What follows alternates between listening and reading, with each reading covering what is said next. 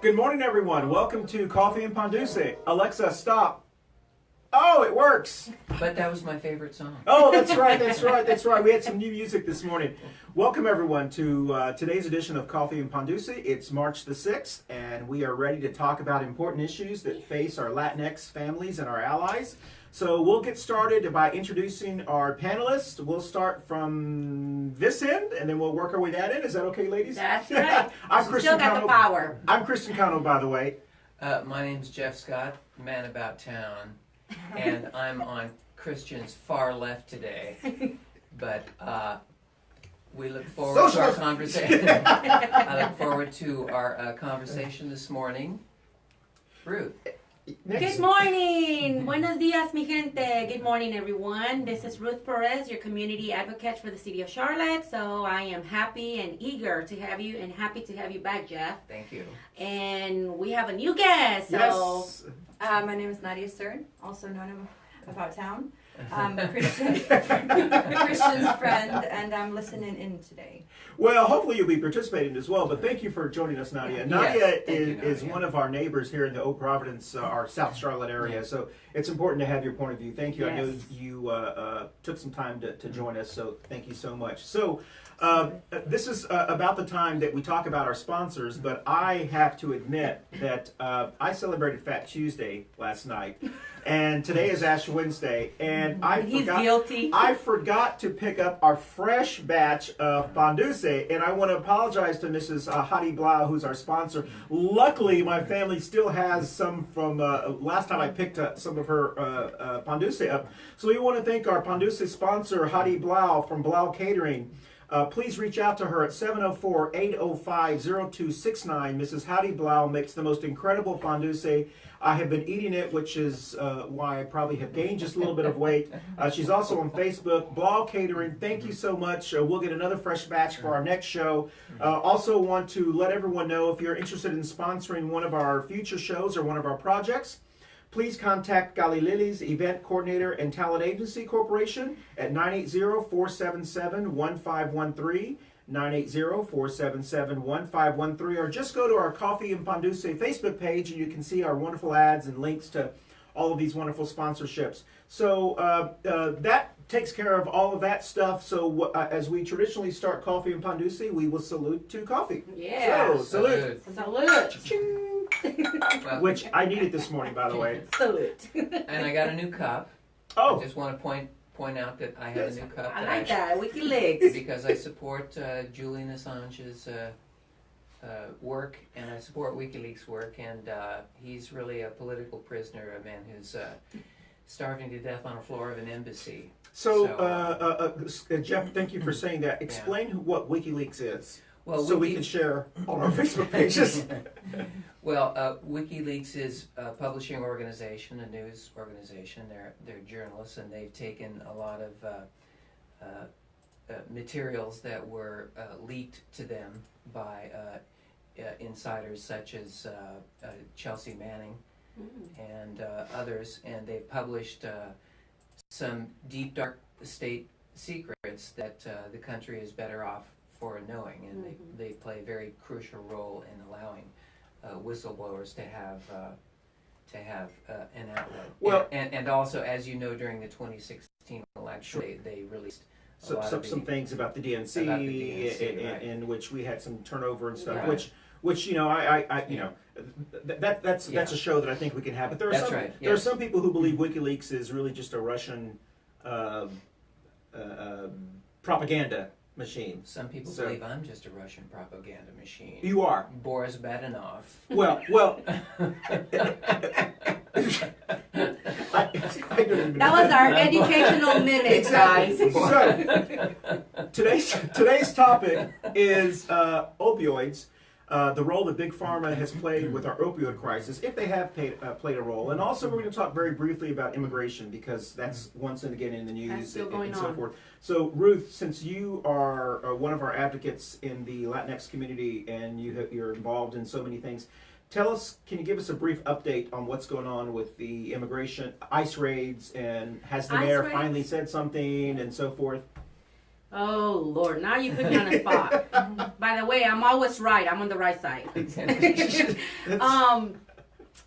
Well, as everybody knows, immigration rates are still going to continue. I've just had two conversations. Immigration raids. I mean, the ICE people are still going to be picking up and prosecuting and pursuing, you know, some of this, I would say, not illegally, but nation offenders, you know, to introduce into America, into our country, and overstayed.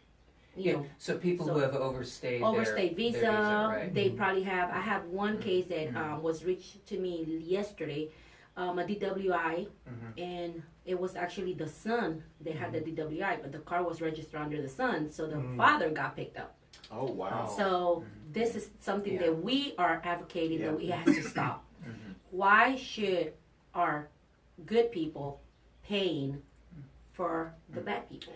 So there is a lot of emotion on this topic, and I know we have been talking about, many of us, we've been talking about these ICE raids for over a month, and I know the mainstream media is now starting to pick up the story because all the mayors and stuff, and the mayor has finally issued a letter. Not only the mayors, I want to congratulate some of the city councils around our state. Exactly. You know, up in Raleigh, up in Winston-Salem, Greensboro. I mean, I applaud them because y'all are doing a great job standing up as leaders. So what did our Mayor Val Lyles do? she issued a letter finally. She issued just a regular letter, which to me, it did not impact my heart at all as a citizen, as a resident here in Charlotte. I appreciate her doing it, but it didn't make any moves at all. Because first of all, it didn't show any support to the main character that kind of destroyed the 287G, first of all, Mr. Sheriff Gary McFadden. I don't know why she can't do that. I don't understand. Well, he's a Democrat. Oh wait, let me explain this to y'all. Let's county, it's their thing. So I'm dealing with city. Yeah. That has to stop. We have to be united. Jeff, you have something? Well, I was just going to say that maybe a lot of listeners don't know that several mayors around the state signed this letter. Yes. Right.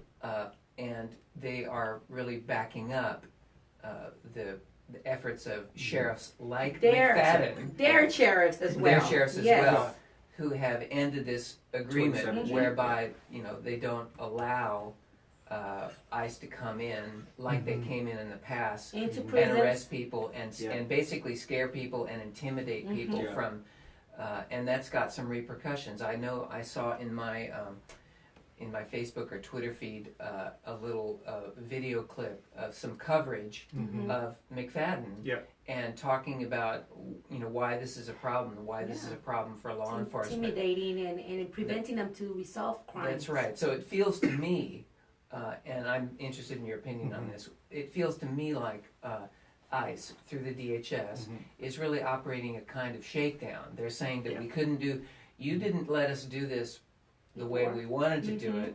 Now we're going to make your life And you know what the worst part of it is? That I don't know if y'all are aware, but they're impersonating, saying that they're police officers. They're going into places where they're making them pretend like I'm a probation officer. I'm and that's not right. I agree, and I think that, you know, we can have a lot of shows on this because it continues to happen. Yes. But the mayor did issue a letter, and she did say that she's concerned about our immigrant population. Right. She doesn't really mention the ICE raids, or she doesn't mention the targeting of brown and black people. She doesn't mention any of those things that, to me, decent people should mention.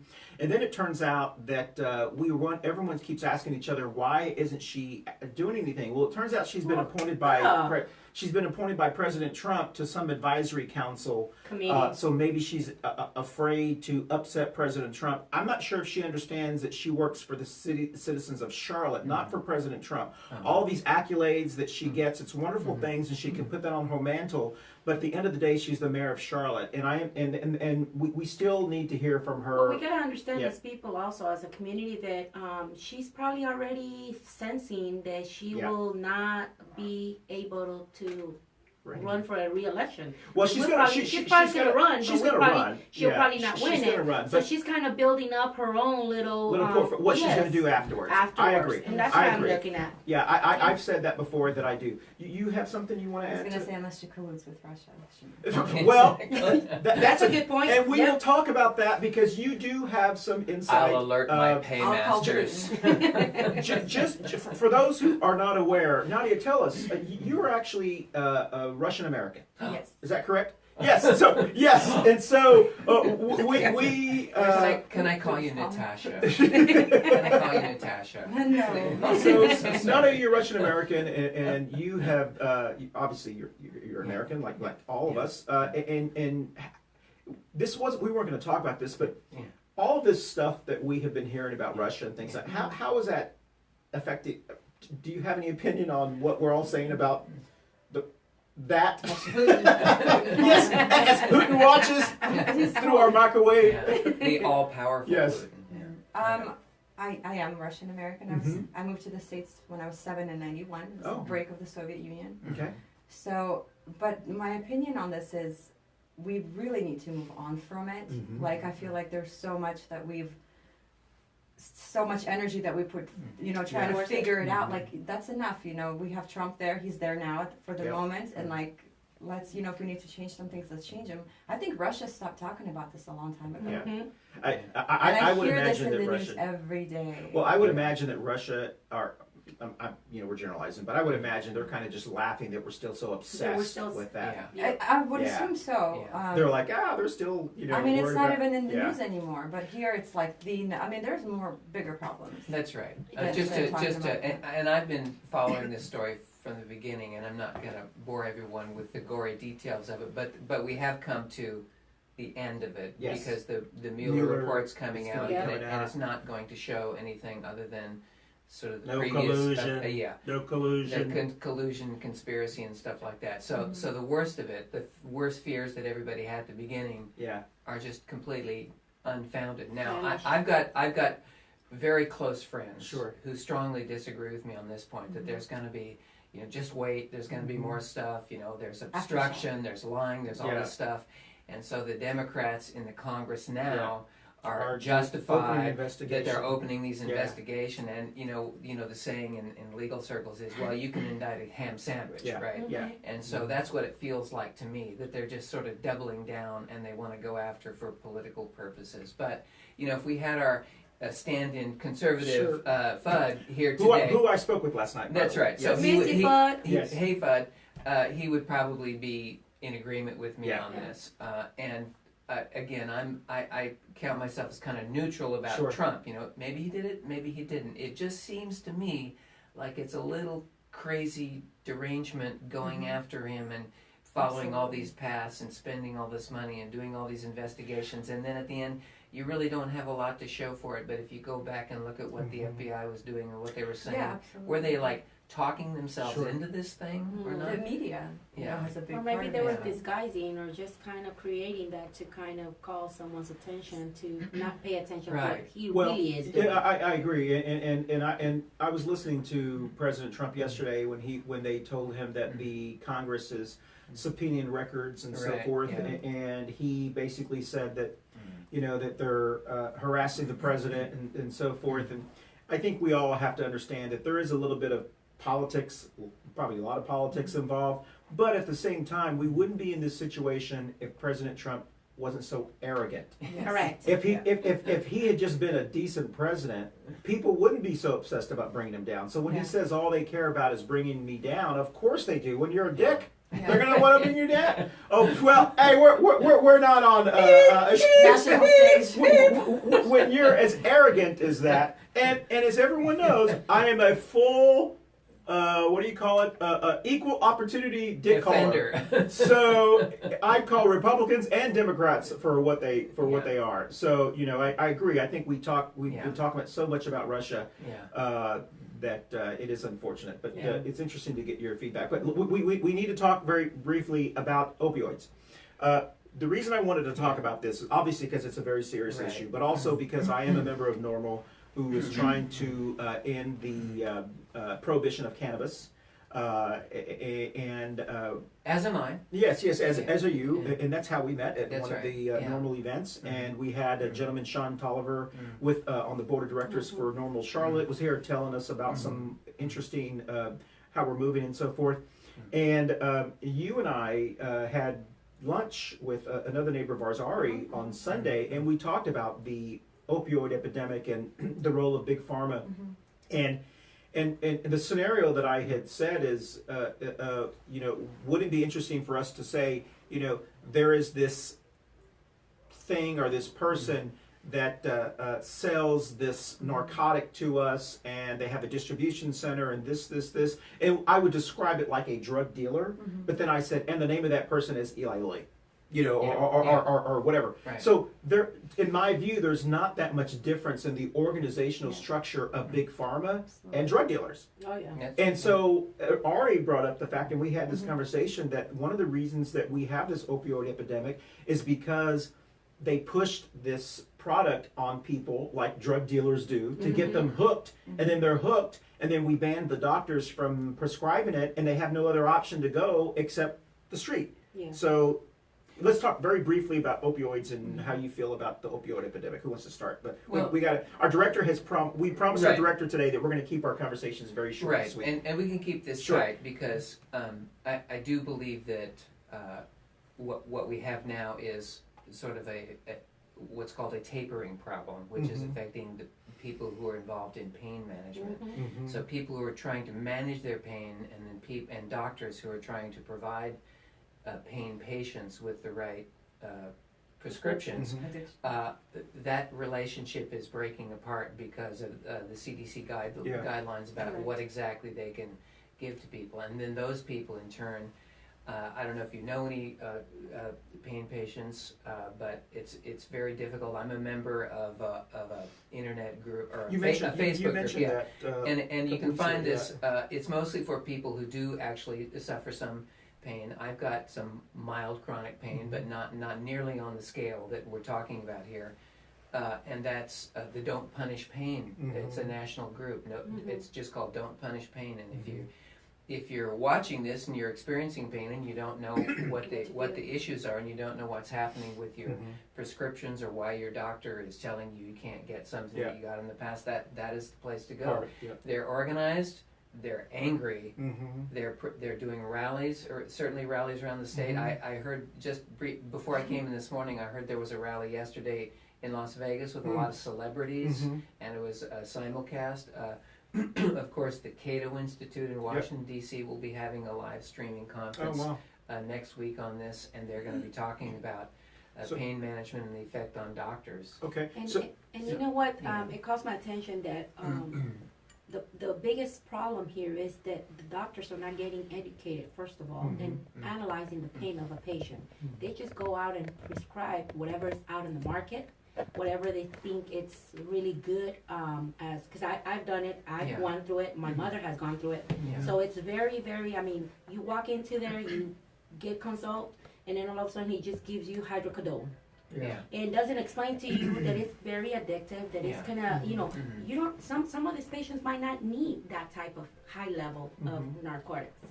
They might only need a few other Tylenol or Motrin or whatever, but they're prescribing something, and this person, they go home, take one, they hallucinate themselves, because I've done it myself before, and I got scared. I was like, I'm not touching that anymore. Oh, no, I've had the same experience with dental work, and that is a problem. And we're not educating our community either about it. Oh, that's true. But I guess my focus would be that the federal government and its guidelines, in all its wisdom, by saying that everybody has to have, Tylenol, ibuprofen. Is really a top-down solution that I don't. We need regulations. How do you regulate a drug? FDA it's their responsibility, because they have to go through some procedures. Okay, well, in Russia, I know this is Russia. You can get prescribed cocaine if you're not annoying enough already. They will prescribe. Oh wow! So it's you can prescribe anything, and America is definitely overprescribed. You know, Mexico is the same way. I can just call my doctor and say I need Well, this, that's and why they'll send me people to used the to go down to pharmacy. Mexico to get That's right. prescriptions that they need. And I've Well, done that. Canada. This is a perfect segue Yeah. for me to explain, because people have been curious on my political stances and my political views, and I Yes. have come to the conclusion that I am a democratic libertarian. Just as there are democratic socialists, there are One democratic down, whatever. 17 million to unaffiliated. go. And I say that because of exactly what you said. I truly believe in some of the libertarian ideas, which are really Yeah. democratic ideas, that government should keep their hands off of what I do in my house, or I should be. I'm an adult enough to make decisions on what's best for me, and if I don't make those right decisions, I still suffer those consequences. The government should not tell me who I can marry, who I can love, Right. what I can drink, what I could smoke, even though I don't smoke. You know, and I'm not suggesting that that is good for everyone, but I'm just suggesting that we need to get back to personal responsibility and human beings taking responsibility for their actions. So when we do have the opioid crisis, which is a serious crisis, we shouldn't punish every American because Right. of For the one, actions yeah. of certain individuals. Because the opioid epidemic is an epidemic, but it was really only a concern for Americans when it started impacting white kids. If it was the crack epidemic, you wouldn't have the South Charlotte people Yeah. all upset. They'd be, they Yeah. need to turn personal. But because it is impacting more white kids in the rural areas in Ballantyne and all across our district, it now And seems to be an housewives. issue. And Actually, housewives. do we know yes. the numbers? I mean, have y'all seen the They're pretty- numbers? they're pretty serious. high. And we need to be careful. Especially in young Right. kids. And we need to be careful to let everyone know, just because we are sharing our thoughts does not mean that we believe that it is not important to talk about and that the tragedy that's happened to families is not important. I don't want us to come across as being, Right. well, we don't care about the people whose families, because their That's right. families have been devastated. I'm just That's saying why is we're that- speaking, yeah, we're because we speaking care about for this, that. yes. And just let me talk a little bit about campaigning Sure. in the eastern counties, because those are rural areas. Exactly. And this Yeah. and this topic This is a came big up. issue. This topic came up a number of times, and it's first of all, it's very sad. Sure. You know, they've got they've got a kind of a unique problem because their economies. I wouldn't say they're booming, but they've got more jobs than they can find people for. So a person who comes in and they've got and whether it's just a truck delivery job, which is paying maybe 25 or 30% more than minimum wage, it seems like a pretty good job for a person that's Sure. a high school graduate. They've got to be able to pass the drug test. And they can't. And so they, in a sense, they've got a little bit of a labor shortage in these areas, and they want to find people who can, fill out a job application accurately. It can pass a couple of drug tests, and have kept their nose clean, so to speak, on a lot of these issues. So that's kind of the sad part, that there are opportunities in some of these job markets, and they can't find enough people to fill them because, there's, I'm not thinking big enough to really get a grasp of this problem, but there's a lot of despair, there's a lot of anxiety, and it would be nice if people could get a foot up, get a ladder up, and so that's really the tragedy of that situation. I think people think just because something is prescribed that it's okay. It's not really a drug, Exactly. like cocaine or marijuana, whatever that may be. If it's prescription, prescribed by a doctor, it's okay to obtain it and use it, whatever. Yeah. And it's not. It That's can right. harm worse. That's right, and there are figures kept. There are deaths from people who take the right drug in the right amount at the right time, as prescribed by their doctor. My cousin, her oldest son, passed away from opioids Wow. in Philadelphia on Thanksgiving a few years ago. Yeah. So I can definitely relate. It's a Yeah. big problem, and I don't feel like enough people are doing anything about it. This is one of those topics that I think that hopefully families are talking about, and that we ask these questions, which is going to be a perfect segue to our next little brief section about those who are running for office. Because the Food and Drug Administration and the CDC, that's all a federal government type of entity. And we have a new election that is coming up. Really? But before I talk about a new election, let's talk about our sponsor. It's a re-election. A redo election. Interesting you say that. Tax So Blau Catering, once again, is our Pandulce sponsor, 704-805-0269. Mrs. Heidi Blau. I'm so sorry I didn't pick up the fresh batch this morning, so Mrs. Blau, if you're watching this, I apologize. Blame it on the Thank you, Heidi. the Miller Lite and Fat Tuesday. Miller Lite. Yes, on the Miller Lite. So, Board of Elections has called for a new election. You are a Roman reporter for the last 2 weeks. Welcome back. That's right. Tell us briefly what's going on. Okay, yeah. So I was a roving correspondent. Yes. You did very well, though. By the way. Yeah, I was a roving correspondent. I was up in watching the hearings for a week, and they were very interesting. And we won't go over the whole. Good, because what we're supposed to happened. keep this short. Yeah, but the Harris got called out for his poor decisions, and that's the best you can say, that he made poor decisions. Yeah. He dropped out of the race. There is going to be re-election, and the dates were announced on Monday, and so several Republicans have already entered the fray. They've filled out their notice of candidacy, and that includes, as we know this morning, former Commissioner Matt Ridenhour, our state senator Dan Bishop, our county commissioner in Union County, Stony Rushing, Who we met. Who we met. Yeah, that's right. Okay. And we don't know who the other Republicans are. Am I leaving anybody out? Now is Tony Democrat? I mean Russian? Stony Rushing is a Republican. Yes. Yeah. So we got Stony Rushing, Stony Dan and Matt, and Stony Dan and some of the Bishop. the guy who lives in another county that no one knows. He just filed because anybody in the state. I think he backed up, didn't he? Wasn't that the one that Well, what he's saying is that these are individuals that have that filled out their statement of candidacy, and they probably are starting their FEC campaign committee so they can officially raise money. Yeah. So right now we do have about 4 Republicans running, a Libertarian who is technically filing as yours truly. Filing is from the 11th, which is Monday. From the 11th to the 15th, right? To the 15th. So next week is officially when people file. Right. So until they actually file, we have early voting.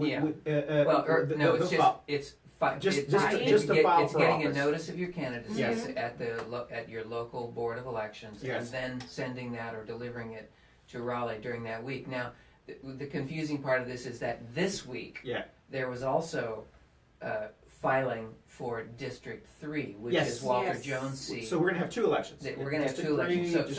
So North Carolina has 13 congressional seats. Mm-hmm. We're only sending 11 people. Because 2 of them, one because died. Walter Jones passed away in office. A great anti-war Republican, by the way. And we're looking to, our party is looking to seat Tim Harris. Who's running in the Libertarian primary to be a good anti-war replacement for Walter Jones. So that's so everyone, those who are interested in running for this special election, because it is a special election, will be filing next week. And once their names get filed, we will maybe put pictures of them or something in back of us so people would see them. And then filing will close. And then those people will be on the ballot, and they will have a primary on May 14th. May 14th? Yeah. We'll have a primary, and then the winners of those primaries will be the nominees for their party. Right. And then those nominees will run in the special election in September. That's right. And then whoever wins that will be seated, hopefully. And then they will serve 2 months and start running all over again. Right. So because 2020 elections. Yeah. So the reason I'm jokingly saying that is because our wonderful Dan McCready is sending emails out saying he's trying to give people the impression that he's running in the 2020 election cycle. This is not the 2020 election cycle. This is just a redo of the 2018 election cycle. And I understand why he's doing that. It's very strategic, and those who follow me know that we know why he's doing it. He's doing it because he doesn't think he's going to win this election. So he's preparing for the new redrawn district for 2020. So he's giving people the impression that I'm really just getting ready for 2020. This 2018 we're going to run, but we're really getting ready for 2020. This is not a 2020 election. This is, and the FEC may consider this to be in the 2020 election cycle, but the FEC filing, this is what we call a special election. So the raising the money for this election does not apply to 2020. 2020 will be a whole new election cycle. The reason that's very important is because of donors. Whenever you're going after donors and you're someone like Dan McCready is one of the few candidates that gets people to actually max out how much they can donate. They donate the maximum amount in the primary, and then they donate the maximum amount in the general election, which is about $6,000 combined. If he does not get someone to run against him in the primary, he only has one. He can only raise half of that amount of money. So that's why he keeps on asking for more money? Yes, because and people have always said, Chris, I don't know why you decided to run in 2018 when Dan McCready had all this money. I really did Dan McCready a favor because by him having a primary, he was able to raise twice the amount of individual money. If he'd not had a primary, he could have only raised what he would raise in the general election. And so what you don't spend in the primary, you can carry on to the general election. Exactly. So that's interesting. Right now we only have one person. Well, we won't know until everyone files, but we only have one Democrat. That's Dan McCready. Well, he's really Republican, running as a Democrat, but he's running as a Democrat. And then we have probably 3 Republicans that may be running, of course, a Libertarian. So we're going to have a lot of voices to be able to choose from. And I think it's very important for our Latinx community to understand And read the information. Educate ourselves. Go to the candidate forums. See who shows up. See where they stand on their ICE. Platforms, go to their websites.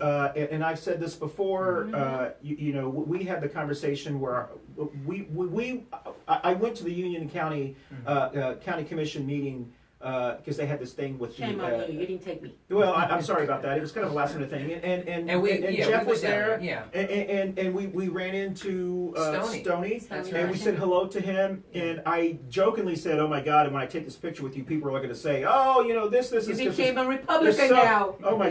As if you're not supposed to be seen with other people. Of course, we got all this, whatever, and so just because you're a Democrat or Republican doesn't mean you can't talk to your neighbor. And that is what, and I have said this before, all of the negative campaigning in this last election came from Dan McCready, the Democrat. He ran a very, very negative campaign against Mark Harris, which I believe just solidified Mark Harris's base. Mark Harris, believe me, and I might sound Republican right now. You sound American. But I'm American. I'm gonna forgive you. But his only bad choice that he made was hiring somebody that he put his trust on, and that's like anybody else. That's human being. We've all made decisions. However, if you wouldn't been running, my vote would have gone to Harris. My sister would have said the same thing. That's absolutely. And right now I'm checking and I'm reading all this. Backgrounds and everybody, whoever is voting to help others, because I already made my decision. I already made my vote again. So, but to be honest, now is the time to see the real Dan McCready. Because before, everybody was just getting in a bubble and believing and thinking that was the main one. He's gonna have, some hard candidates. That's right. He cannot keep himself in a bubble. He is though. He's still in there. I predict he will run exactly the way he ran before against me. Exactly. And by the way, for those who I got more votes in 2016 than Dan McCready got in 2018. On his first one, and I spent a fraction of the amount of money. Dan McCready spent $700,000 to beat me in the primary. Now, please, community, make sure to see those candidates out in the community. Don't see them just right now through the elections. Go back, go behind, go behind the scenes, and make sure where have been, who they supported, where they spend money on. Yeah, I just wanted to say one thing about. When Chris and I were visiting Stoney, I believe that it's important to have good relations Yeah. with the other Exactly. candidates. Oh, yes. Chris and I both believe. Sure. Chris and I are on the same wavelength. Yeah. I'm not going to say anything here that he's Yeah. going to be disagreeing He's with. just a libertarian as well. Right. I mean, we Or actually, believe. you're a Democrat. Well, we believe that issues are very important, Yes. and we believe that asking tough Mhm. questions of candidates is very important. Yes. We believe in having good, cordial relationships Mhm. between the campaigns. Mark Harris was decent Yes. to you, and he Yeah, was very very. decent to me. Oh yeah. And so, Democracy has not been that like that. Stony Rushing was very friendly to Very us. friendly to us. We asked him who his stylist was, his dresser, because we want to get outfitted like that. So I want to be ridiculed in the Washington And see, that's Post, part of being- just like he That's got. leadership because he's inspiring and he's motivating for others to question. That's those right. things. That's right. Well, I mean, and- the fact that he's already been called out for some of his Halloween Is that the one they call costume. hog? Yeah, Yes. that's right. So he's wearing something that he wore on Halloween, and I am prepared to release some of my Halloween pictures if I know that the Washington Post is going to ridicule me. I'm holding those. Do you have anything to say on this topic? My Halloween costume. Well, I will agree with you, and I think Yeah. it's very disingenuous Yeah. for I call the McCready minions Yeah. for the McCready. The Dan McCready followers are really just mad Hillary Clinton followers. They were so upset that Hillary lost, and they were so mad. Yeah. They needed someone else to join in our district. The exact same crazy people that followed Hillary Clinton. There's some crazy people, which is why I endorsed Bernie Sanders. They were just mad. They're just angry individuals. The tinfoil. Yeah, the pussy hat. tinfoil pussy hat women, which I'm sure we're going to get some comments on that one.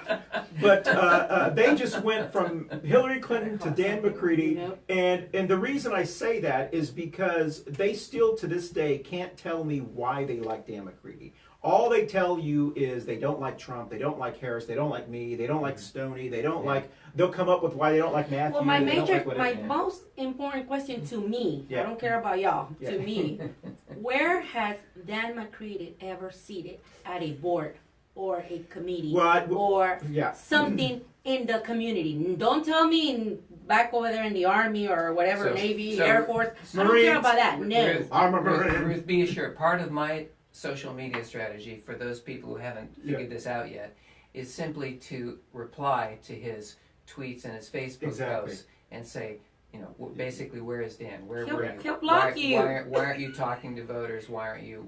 No, he has all this. this committee blocking people asking those questions. Well, Okay. and the reason but, this is but I'm a candidate, Yeah. so I'm actually special well because I reason I paid think- my money. the reason Talk to reason me. yeah the He won't. reason Yeah. no the reason this is very important, and I've tried to put it into the context of this is a job that you guys are applying for and that Yeah. we're applying for. Right. And this is a job that Dan McCready and anyone is applying Anyone. for. And when you apply for a job, you have to interview for that job. And when you don't show up, which he has never shown up for any community events, he doesn't even show up for Democratic events.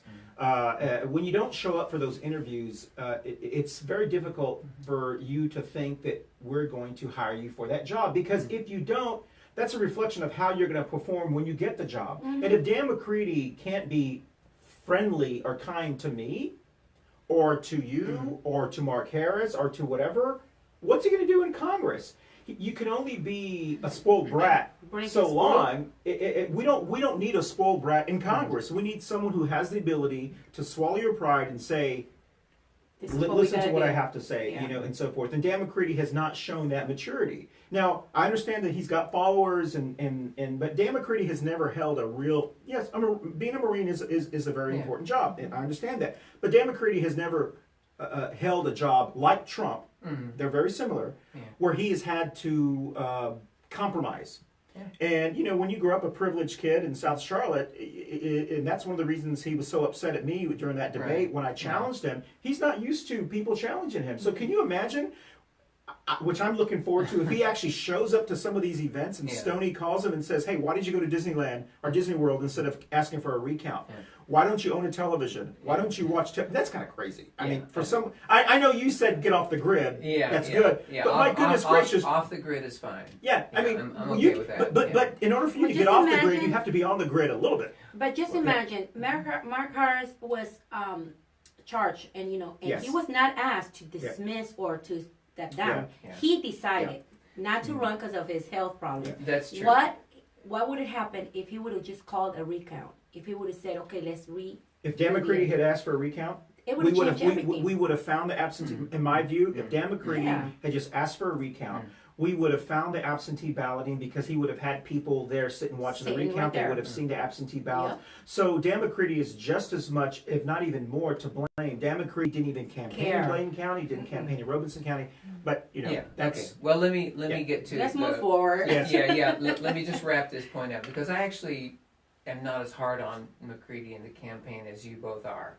But having said that, I do want to say that I consider both of the candidates, both Harris and McCready, to be professionally Yeah. unsuited for the job. Yeah. They're temperamentally unsuited for the job. In Mark Harris's case, as kind as he was to me, I believe that he's professionally unsuited for the job, and he made some very poor decisions, and they were decisions that probably anybody could have done, but they fall squarely on his shoulders. So I think he needs to take the heat. Yeah. And he did, and he has, Yeah. and his Yeah. health is suffering for it. And I have a question. and so let me just wrap up my point here because I also think that Dan is unprofessional, not temperamentally suited for this job, and eventually people are going to know. I think they do know. Well, Well, unexperienced. yeah. I to work think with a We community. on the inside know, but I Yeah. think that eventually Yeah. voters are going to sort of tap into it, and that's Well, our and guest has a question. that's smart of Yes. my No, strategy. well, that yes. was my question Yes. about the voters. Are Yeah. they changing who's going to be able to vote, such as felons and? Because I heard that there was going to Well, be felons changes. can run. They can't vote, but they can He's run. been saying he's been. Well, you can fill out on your Sarcastic. form on your notice of candidacy. Have you ever committed a Oh felony? yeah, you can actually. And fortunately, I left that blank. Yeah.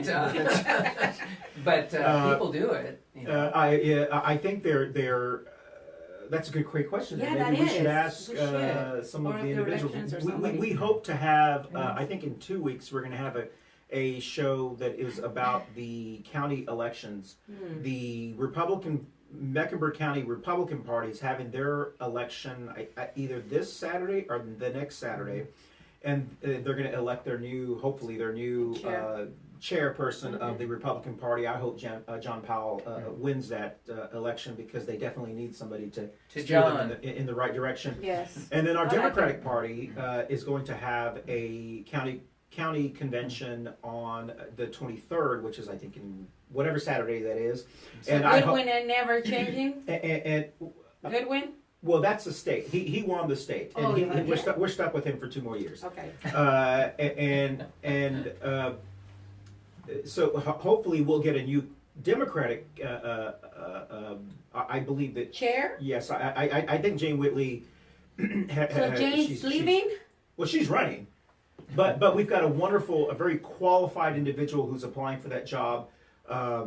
She's currently Colette, and I apologize, I don't remember her name, but she's running. She has the support of some progressives. She has the support of some really diehard.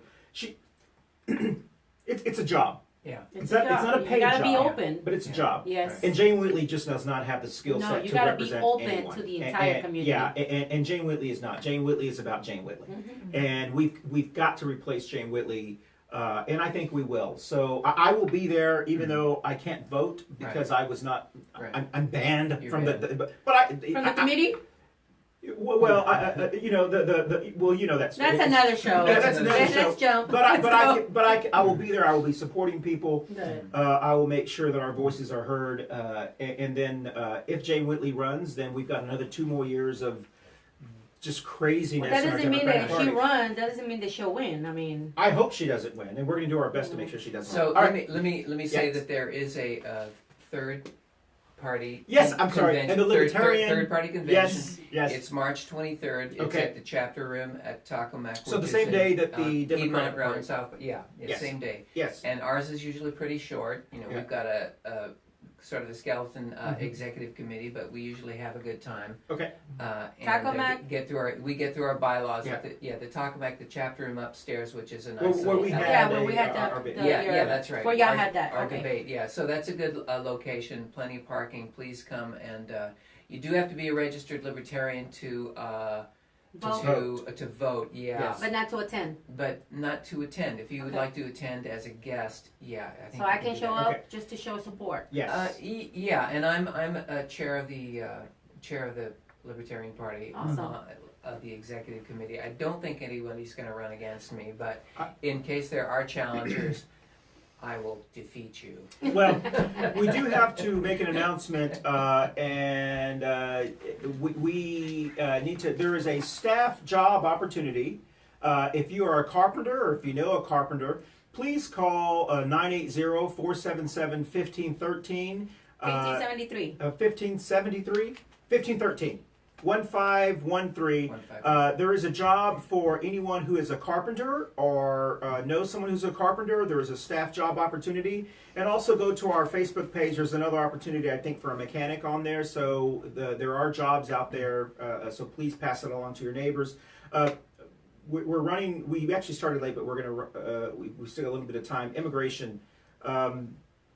We need immigration reform. We've kind of jumped all over the place, but immigration, anybody have any comments to say about immigration? Not only immigration reform in Washington, which is great, and Yes. we're pushing forward, but we need to put our immigration reform in our state agenda. Okay. With Roy Cooper, with all the assembly, the General Assembly, Yeah. everyone up there has to pay attention and has to kind of come back and realize that it's crucial. It's a need. It's not that it's not a what is it? Well, what do you tell me what you think choice. the state can really do to cut through what's going on at the federal level with the debates over the wall and funding and security and stuff like that? Well, what can states really do? I think next week we're going to be speaking about that. Yes. We Okay. have different Yeah. I won't- states and okay. cities George. that are working similar to each other. And Right. if they're doing great Yeah. by allowing some of our immigrant community, and Yeah. I'm talking not only immigrant, because there's a lot of immigrants here that are documented, but I'm speaking for one group, which are the undocumented families Okay. that are hardworking, bringing revenue to our cities, bringing, fighting their taxes Right. and stuff. Why not giving them an opportunity to operate a little bit more free into the community? Right. It's interesting. Interesting that you say that, because when the mayor, there was apparently the mayor had Essence magazine or someone did an article about the mayor, and the mayor posted, about how concerned she is and she wants to make it a welcoming city. No, she did actually the Essence was a report that was come out, but she said and spoke. Those are her words. Yeah. That she says that she's looking for a better.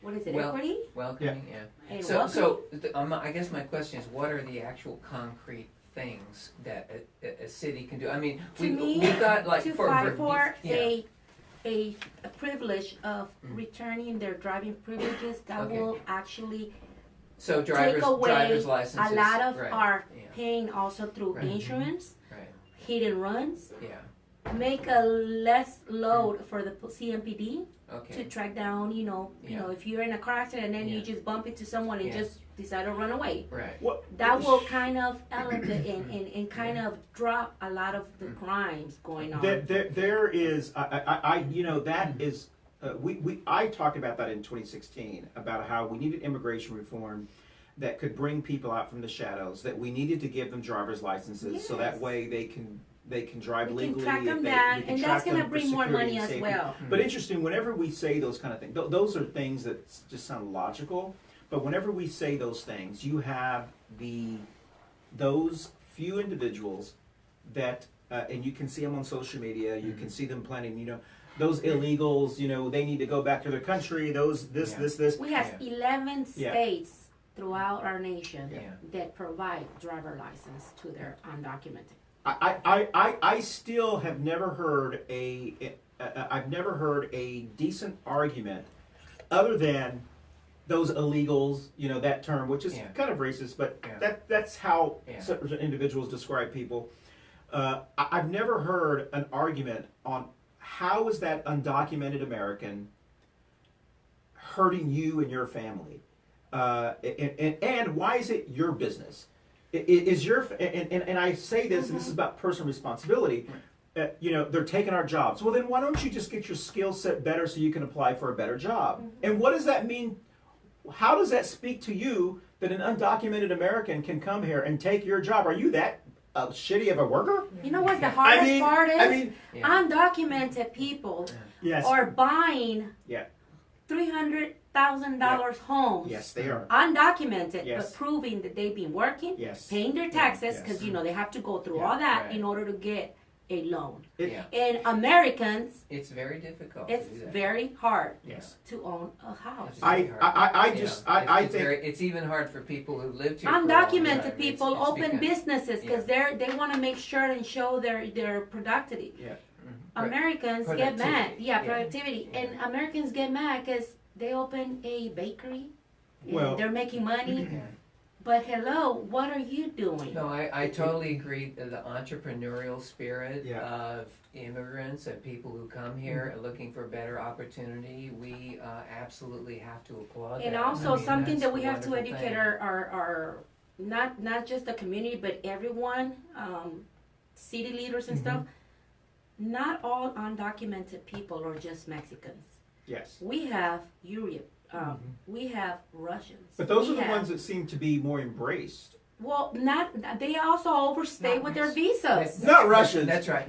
They also stay over with their visas. Well, that's Did you right. feel- the bulk of the undocumented immigrant problem We have is, Asian people is- that get their permit, are- they get to are come people here. are people who have overstayed, not people who are But they climbing come walls. here Yes. legally. They Yes, enter that's the right. And country that's the legally. and see right. that's the problem that not everyone is educating So themselves. as a There's a process of Sure.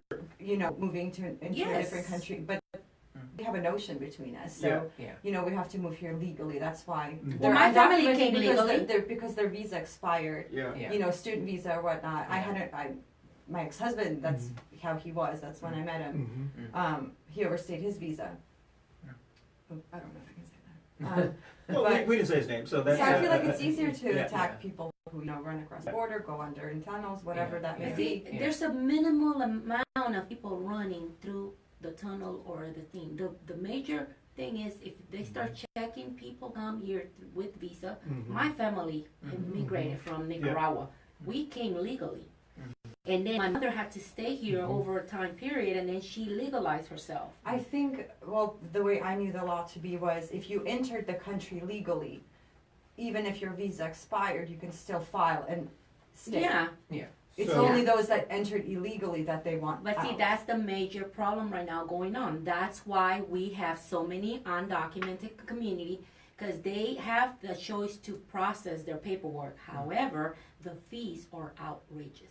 Oh, the fees are all. Yeah. The Right. fees Mhm. cannot Right. be. But if they're You know, opening right. businesses, But see, the ones that are getting more oppressed are the low income families that are trying to survive Because and have they're more a job. dispensable, I guess. Yes. I mean, And they're yeah. working kind of on a cash basis Yeah. most Correct. of the time, right? Correct. Yeah. so they're not deporting even, let's say, Mexicans that enter the country legally. They're not deporting them, are they? Oh yeah. Well, Yeah. well, that's what this whole ICE raid thing has. The reason that so many people have been so outraged because it's these raids It's by racial ICE. profiling. Yes, We had And citizens. it would be different if ICE Yeah, I heard were that. going after all undocumented people who are not here legally. Who entered. It would be different, but they're not. They're specifically targeting a certain look, a certain individual. Targeting Valentine. They're not targeting where we live. And They're I'm sorry to targeting. say this, but we have a Yeah. huge community from Brazil, Yes. and the majority are undocumented. Yeah. But their look They're appearance is totally different. yeah. So they're And not so it getting is- tracked down. It is, and that is And- why I think it's a concern of ours. It'd be different if it was being done fairly. Fairly to And that's everyone. what and you know. that's You and fine. I. I mean, I talk about it all the time. Yeah. I'm basically I care about fairness, about equality. If I have a level playing field, I'm fine. If ICE or Trump had made a decision to go after, we've talked about this before. If he was truly concerned about border security, then the wall should be built all around America. That means in Canada as well. As well. But to say he just wants it on the southern border means he's specifically targeting a certain look individual, Racial, and yeah. that's not what he's saying. So that's why I think there's this concern. Well, let me just repeat one of my Please themes. do, because I'm running out of my. Yeah. One of my themes, which is that it part of the things that the DHS and ICE do are illicit constitutionally. Correct. So this idea of dragnets and this idea of setting up different types of surveillance and then insinuating themselves into these communities, some of these practices, which have been noted by Democratic and Libertarian groups at ACLU, have just pointed this out, that the Constitution is there to restrict what the government can do to people, right? And so if they're not respecting that, what makes you think they're gonna, what makes you think that these police forces that are enforcing these laws and have these massive budgets and who are ramping up the fear and inflating the threat, what makes you think they're gonna stop with just brown people that we don't like right now? I believe that there's a little bit of everything, and I'm not saying that the whole entire DHS or ICE agents are doing the same thing. I do know, and I have some friends that are ICE agents, and I know they do the right thing. They don't do things that are unhuman. Yeah, I mean It's like inhumane. Inhumane. Thank you. And it's the same thing as police officers, brutality, same thing as sheriff departments. So my biggest concern is about they are acting the same level of hatred and racism, and it is. They're getting into that, and I it's think contaminating everyone else. And I think you can tell, and we talk about consistency, we talk about, for those of us who remember when the Tea Party started in 2009, the Tea Party was a faction of the Republican Party that were so upset about the bank bailout, about government, and then they turned their anger into Obamacare, and then they don't tread on me, less government, don't take my guns, my Bible. This the government shouldn't be tyranny. Robert Pittenger was saying the word tyranny. We don't need a king, and this is. So that's all they were saying. I am so interestingly surprised. Now there are some who have spoken out, but I'm so it's interesting that they are not to be seen during these ICE raids. Correct. That those are the people that you would think would be standing up saying, I may not believe in the undocumented individuals, but I do believe that government should not be doing what they're doing. And so that's right. So this is a good question for Stony Rushing, big Second Amendment guy. Exactly. And that's great. That's absolutely great that he's a big Second Amendment guy. But let's talk also, Stony, about the Fourth. Exactly. Let's talk about the Fourth Amendment. Exactly. Can you stand by the Fourth Amendment, and can you protect people? Exactly. Do you stand for the protection of innocent people being caught up in surveillance, being caught up in dragnets, being racially profiled? And I think that's an important question also to ask Matthew Reinhauer. That's right. That's an important question to ask Matthew Reinhauer, because Matthew Reinhauer founded the Mecklenburg County Tea Party. That's right. And remember, TEA is taxed enough already. Yes. That's what that stood for. Oh. I embrace that at the time. I remember saying, I was working in a bank at the time. The banks I was working for were definitely beneficiaries of large bailouts. I was opposed to bailouts. All that sort of stuff is a very nasty business, which we could spend a lot of time on. We won't do that right now. We have only a minute to close down. I don't want to put everybody to let's sleep do our by amendment, talking guys. about Remember, this has been a wonderful and great conversation. We've talked about a lot of issues. We were a little off script today than we normally were, but we definitely did really quickly talk about any buttons. This is just my campaign button. I'll be coming out with a new design in a couple of weeks, but this one will work for now. And once again, out of full fairness, anyone who supports Dan McCready or even Dan McCready, you're welcome to come on this show and tell us why people should vote for you. That's right. You've never been absolutely. Heck, you can even make a video, and we'll play the video if you're afraid to come out in public. But I mean, if you're afraid of me, how the heck are you going to be in Congress? Yeah. I mean, there are tougher people than me, and Hopefully, Stoney, hopefully we can get him on the show. That's right, He's yeah. welcome. Yeah, friendly guy. Dan Bishop, please Yeah, we come on need the to show or invite someone. Matt as well. Matt Yeah. Ridenhour, we'd love Yeah. to have you on the show so that way people can make it's a very, very short campaigning, probably 2 months they Period, campaign yeah. before their election. Correct. Because we're going to come to, if you guys have primary debates, you know, we're going to be there. Exactly. And also, And her. Oh, and yes. her. also one of the great things about having a Democrat, a Republican, and a Libertarian is we don't need, even though we would like Dan McCready to show up to the debates, you can have a debate without Dan McCready. That's true. And He doesn't debate. So And what- my understanding is that we're more than likely to have the Republicans Yeah. debate you even without Dan McCready. Yeah. And That's right. I hope that anyone who's running as a Democrat goes on the record and says, regardless if Dan McCready shows up or not, if he doesn't want to show up for the job interview, Yeah. that's his issue. Yeah. You guys can talk about That's right, the important issues that are facing us. My button is called 99%. I got this at the National Organization of Women Charlotte chapter. Yesterday was a pack the house at the General Assembly to file the ERA bill. We are hopefully going to be the final state to ratify the ERA so that way it can be ratified nationally, the Equal Rights Amendment. It's hard to believe that it's been over 20-something years before that process started. Yep. And women and allies all across the state bombarded our elected officials in Raleigh to ask for the ERA to be ratified here in North Carolina, and I'm all for that. It's way past deserving, so I'm supportive of the ERA. If They have an event tonight as well. Yes, they do. They And do. do you have anything you want to No, very briefly? this is just me representing. So Yeah. whatever questions or any concern, believe me, I'm inside the International Cabinet for welcoming You are our official. immigrants, and this is showing everywhere I go. I'm not affiliated. I don't work for the city, Yeah. but all my time it's a volunteer. So. Nadia, if you had a button, what issue are you concerned about? Um, Well, you're concerned about a lot. This is not. I am. I'm concerned about all the issues. Sure. I'm concerned. I want you to win when you run again.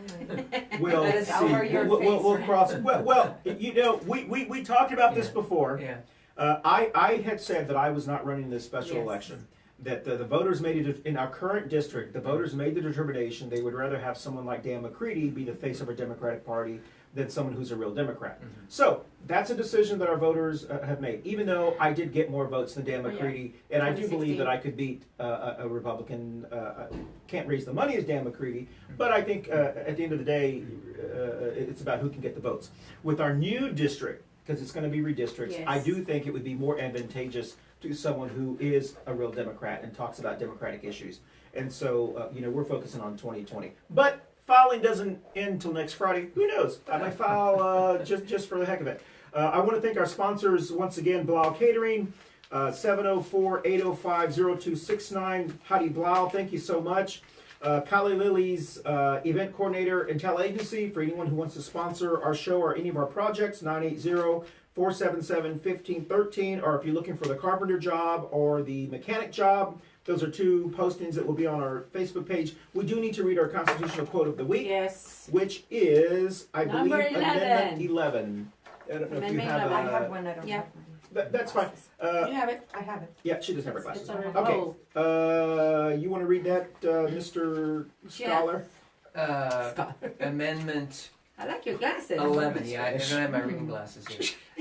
The judicial power of the United States shall not be construed to Oh, I get it. extend to any suit in law or equity commenced or prosecuted against one of the United States by citizens of another state or by citizens or subject of any foreign state. So I am not familiar with the 11th Amendment. Yeah, we The don't know if judicial it's power, power. yeah. Yeah, interesting. So Uh, basically, that's saying that no one can trump our laws, like foreign countries Oh, yeah. and stuff. Is that Yeah, so? So, that so the seems- Russians, That seems like a reasonable no interpretation. collusion, to me. no collusion. Shall not be Like construed China. to extend to any China. suit, law and equity committed. All right, so we've had a great conversation. We've talked about many issues, and next week we have a special guest, George Milares. Milares is going to be our Jorge. guest. Not George. Jorge. Jorge Milares. Milares is going to, and we'll be talking about some of the things that he's working on, and also I think our topic is have we changed since the Charlotte Uprising? because I know and that's important because the mayor has formed this other committee, which is just to talk about immigration. How do these committees actually work? But thank you so much for joining us. Does anybody have any last things they want to say? Thank you before to I the turn- thank you to the Alexa, play music. Friends of the Libertarian Party of North Carolina, who Bye, I everyone. invited. If you've stuck with us all this time, See y'all Alexa, next play music. Wednesday. appreciate it. Thank you, Nadia. Nadia. Yes, Nadia. thank you for joining us. Thank you for joining us. Alexa, play music. Get your kids Okay, Alexa. on 66.